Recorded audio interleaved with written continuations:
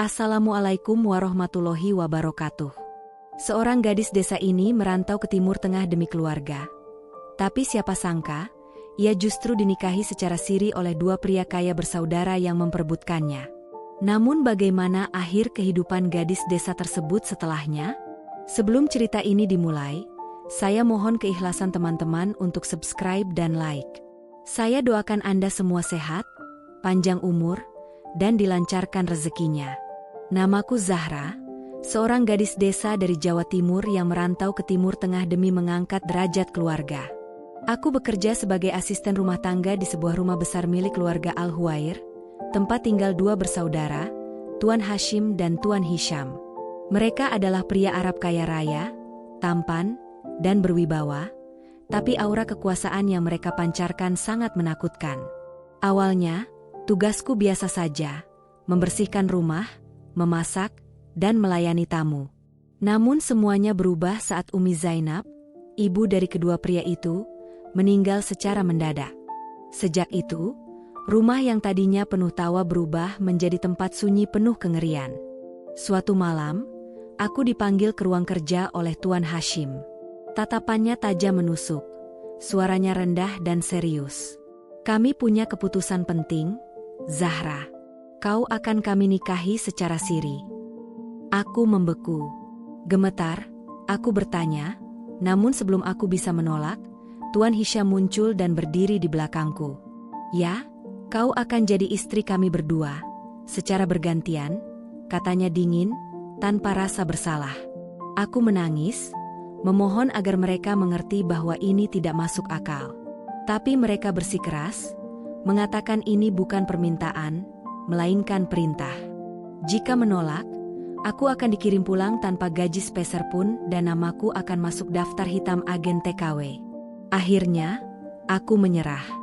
Akad nikah siri dilakukan secara diam-diam, hanya disaksikan seorang syaikh tua yang tanpa acuh tak acuh terhadap tangisanku. Dalam satu malam, aku berubah menjadi istri dua pria sekaligus. Setiap malam aku menangis dalam diam. Tak kuat menahan rasa takut, malu, dan perasaan diperlakukan seperti barang. Namun, aku hanyalah pembantu tanpa kuasa. Mereka memperlakukanku seolah aku milik bersama. Tubuhku bukan lagi milikku. Tapi mereka belum tahu. Aku menyimpan rahasia yang bisa membalikkan keadaan. Hari-hari berlalu bagai mimpi buruk tanpa akhir. Aku harus tidur di kamar berbeda, kadang dengan Hashim, kadang dengan Hisham. Mereka bergantian memperlakukanku seperti jadwal piket, menjadikan tubuhku ladang ego mereka. Hatiku sudah mati rasa. Dari dua bersaudara itu, hanya Hisham yang kadang menunjukkan kelembutan. Ia menyapaku dengan senyum, menanyakan apakah aku sudah makan, memuji masakanku. Tapi aku tak pernah membalas dengan ketulusan. Aku tahu, meski wajahnya ramah, dia tetap bagian dari belenggu ini. Sementara Hashim, sang kakak, lebih dingin dan keras. Ia memperlakukanku seperti properti keluarga. Tak ada tatapan sayang di matanya, hanya penguasaan. Jika aku tak tersenyum saat menyuguhkan teh, ia memelototiku. Jika aku salah menyiapkan pakaian, aku dihukum tidur di lantai tanpa selimut. Namun aku bukan gadis bodoh desa yang bisa diinjak terus-menerus. Dalam diam, aku mulai menyusun rencana. Aku mencuri waktu untuk belajar bahasa Arab dari buku-buku tua milik Umi Zainab, yang dulu sering membacanya sebelum tidur. Aku mencatat semua hal penting, rekening keluarga, lokasi properti, bahkan kode akses brankas rumah. Aku pura-pura patuh, tapi diam-diam menghafal semuanya. Suatu malam, saat Hisham tidur pulas, aku menyelinap keluar kamar menuju ruang kerja dengan hati-hati. Tanganku gemetar saat membuka laci tempat ia menyimpan dokumen penting. Di sana, aku menemukan surat warisan bertanda tangan Umi Zainab. Tertulis jelas, jika Hashim dan Hisham belum menikah secara resmi dalam 2 bulan sejak kematian ibu mereka, maka seluruh aset akan jatuh ke tangan yayasan. Hatiku berdegup kencang. Jadi ini alasan mereka buru-buru menikahiku secara siri, bukan karena cinta, tapi demi menyelamatkan warisan. Aku menggigit bibir menahan amarah yang membara. Mereka menodai harga diriku demi selembar kertas bernilai. Tapi sekarang aku tahu. Aku punya kekuatan. Aku akan gunakan rahasia ini untuk membalikan keadaan. Mereka kira aku lemah. Tapi mereka belum tahu siapa sebenarnya Zahra. Sejak menemukan surat warisan itu, aku sadar aku bukan sekadar korban. Aku adalah kunci yang mereka butuhkan. Tanpa pernikahan resmi, semua harta mereka bisa hilang. Mereka gegabah menikahiku secara siri, tanpa tercatat secara hukum negara. Jika aku melaporkan ini, nama besar keluarga Al-Huwair bisa hancur. Aku mulai memainkan peran baruku, Zahra, si istri penurut. Aku melayani mereka dengan senyum palsu. Hashim terlihat senang, Hisham semakin lembut padaku. Mereka tak tahu, aku memantau setiap langkah mereka. Suatu malam saat makan bersama, aku berani berkata, "Tuan, bukankah akan lebih baik jika kita menikah secara resmi? Agar tidak ada yang menggugat harta warisan Nyai." Hashim menghentikan sendoknya, matanya menatap tajam ke arahku. "Dari mana kau tahu soal warisan?" tanyanya. Aku pura-pura panik, menggenggam kerudungku. "Maaf, saya tidak sengaja mendengar kalian berbicara di ruang kerja. Aku hanya khawatir, aku tak ingin kalian kehilangan semua itu." Suasana di rumah Al-Huwair semakin tegang. Hisham mencoba menenangkan kakaknya. "Mungkin ada benarnya. Lagi pula, Zahra sudah kita nikahi secara agama. Kenapa tidak kita resmikan saja? Itu akan menenangkan semua." Hashim diam lama, kemudian berdiri dan menatapku dalam-dalam. "Baik, tapi kau harus pilih, aku atau Hisham." Aku pura-pura bingung. Kenapa harus memilih? Bukankah kalian menikahiku bersama? Negara tidak mengakui dua suami. Hisham menjawab pelan, "Hanya satu yang bisa jadi suamimu secara resmi." Aku menunduk, menggigit bibir. Dalam hati aku menertawakan mereka. Kini mereka saling bersaing demi harta mereka sendiri, dan aku adalah hadiah utama. Malam itu, Hisham mengetuk kamar. Ia duduk di ujung ranjang, wajahnya tampak lelah. "Zahra, jika kau harus memilih, pilihlah aku. Aku tahu ini salah, tapi ada bagian kecil dari diriku yang mulai menyayanginya." Dadaku sesak. Di balik semua luka dan kepura-puraan, ada kerinduan pada ketulusan. Tapi benarkah Hisham jujur? Ataukah ini bagian dari permainan? Satu hal pasti, aku tak akan memilih siapapun. Karena pada akhirnya, aku yang akan memegang kendali. Mereka akan menyesali semua perlakuan mereka padaku. Setelah malam itu, ketegangan makin meningkat. Hashim semakin sering marah-marah, sementara Hisham lebih banyak diam. Keduanya mulai bersaing diam-diam, berusaha menunjukkan siapa yang lebih pantas menjadi suamiku secara resmi. Aku manfaatkan semua itu dengan diam-diam. Aku membujuk Hisham agar mengajakku keluar rumah sebentar. "Aku ingin beli sesuatu untuk masakan besok," kataku lembut sambil menunduk. Hisham mengangguk, menyiapkan mobil dan mengantarku ke pasar. Namun, bukan ke pasar aku pergi. Saat Hisham menunggu di mobil, aku menyelinap ke sebuah warnet kecil di pojok kota.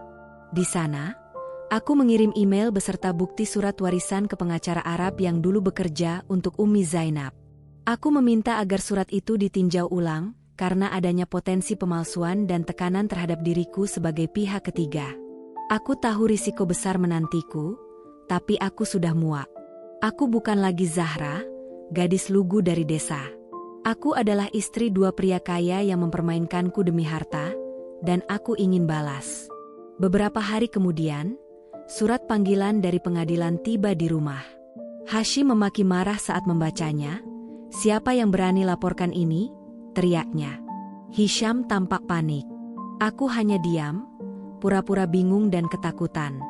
Namun malamnya, Hisham masuk ke kamarku dengan tatapan berbeda. "Zahra, itu kau, ya? Kau yang melaporkan kami." Aku menunduk. Aku hanya ingin keadilan, bukan hanya untuk diriku, tapi juga untuk nama baik almarhumah ibumu. Hisham menarik napas panjang. "Kau tak tahu, Hashim bisa jadi gila kalau tahu kau yang laporkan." Dia bisa mencelakaimu. Aku menatapnya lurus. Kalau begitu, lindungi aku. Kalau kau benar-benar sayang, buktikan. Aku tahu aku menekan batas. Tapi Hisham adalah satu-satunya harapanku keluar dari neraka ini dengan selamat.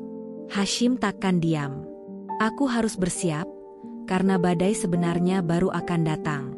Di balik senyumanku, dendam mulai membara. Sejak surat panggilan pengadilan tiba, rumah Al-Huwair tak lagi sama.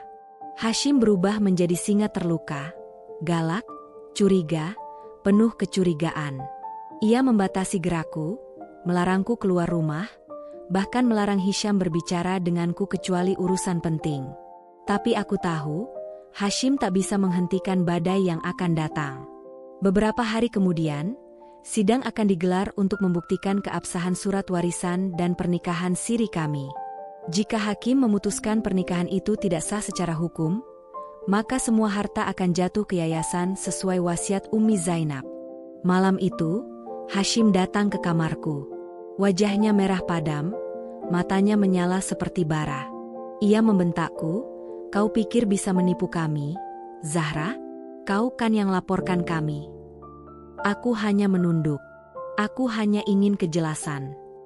Belum sempat aku menyelesaikan kata-kata, Hashim mengangkat tangannya hendak menyentuhku. Namun pintu kamar dibuka paksa, Hisham masuk dan langsung menarik kakaknya. "Cukup, Hashim. Kau tak bisa lagi memperlakukan dia seperti budak. Dia menghancurkan kita. Hisham, harta kita akan lenyap karena perempuan desa ini." Hisham mendorong Hashim keluar kamar. "Lebih baik harta kita hilang daripada harga diri kita hilang sepenuhnya. Aku lebih rela hidup miskin daripada terus menyiksa orang lain." Aku menatap Hisham dalam diam. Untuk pertama kalinya, aku percaya pada ketulusannya. Malam itu, Hisham menyuruhku mengepak barang.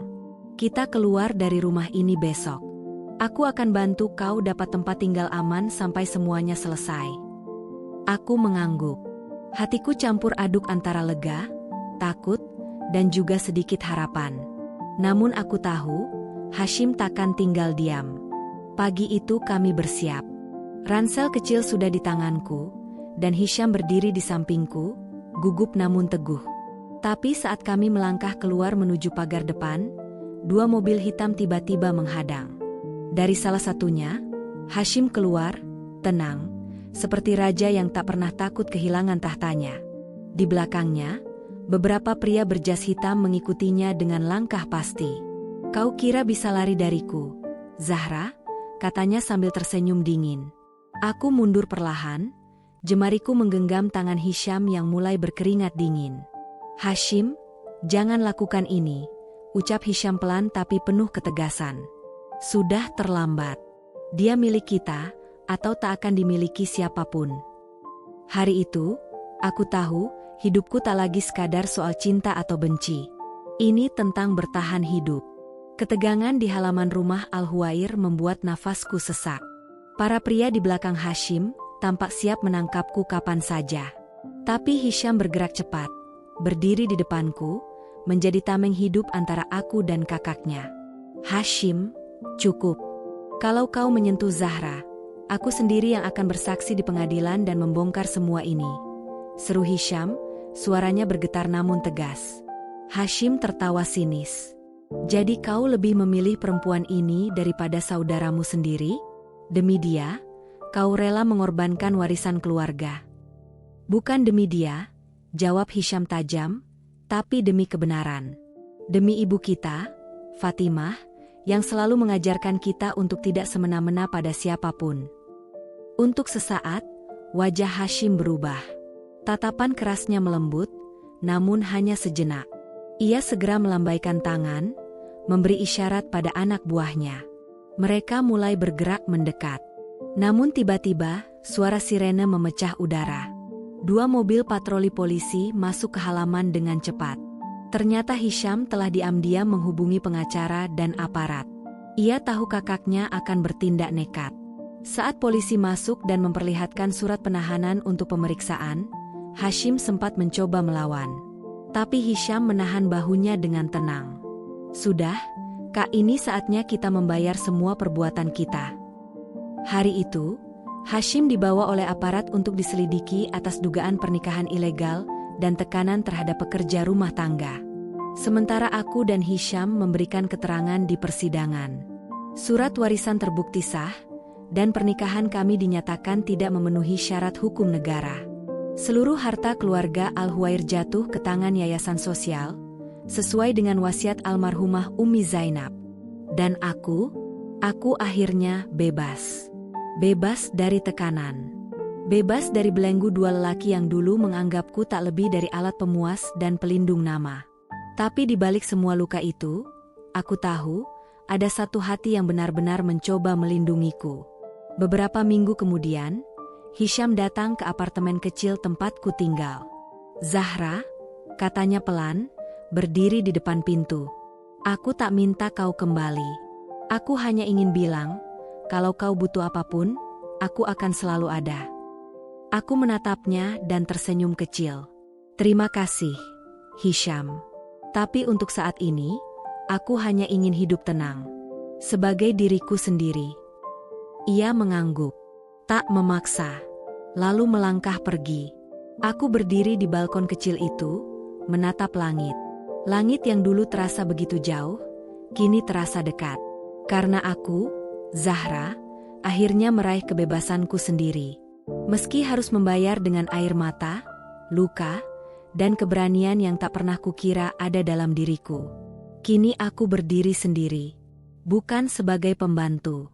Bukan pula sebagai istri yang diperebutkan karena harta. Tapi sebagai perempuan yang berhasil merebut kembali kendalinya, atas tubuhnya, atas hidupnya, atas harga dirinya. Langit sore menggantung tenang di atas balkon kecil tempatku tinggal. Tidak mewah, tidak megah. Tapi disinilah untuk pertama kalinya aku bisa menghela napas tanpa ketakutan. Zahra yang dulu datang dengan hati penuh harap dan ketulusan telah ditempa luka, dikhianati, dipaksa memilih antara cinta dan kebebasan. Namun akhirnya, aku memilih diriku sendiri. Aku bukan lagi gadis desa yang bisa dipermainkan. Aku adalah perempuan yang bangkit dari abu luka dan menjadikan rasa sakit sebagai senjata. Dan hari ini, dengan mata yang tak lagi basah oleh tangis, aku tahu, aku tidak kalah. Aku bebas. Dan untuk pertama kalinya dalam hidup, aku tahu arti kata merdeka. Terima kasih telah menyimak cerita ini. Jangan lupa untuk like video ini, subscribe channel kami, agar tidak ketinggalan cerita menarik lainnya. Sampai jumpa di cerita berikutnya. Wassalamualaikum warahmatullahi wabarakatuh.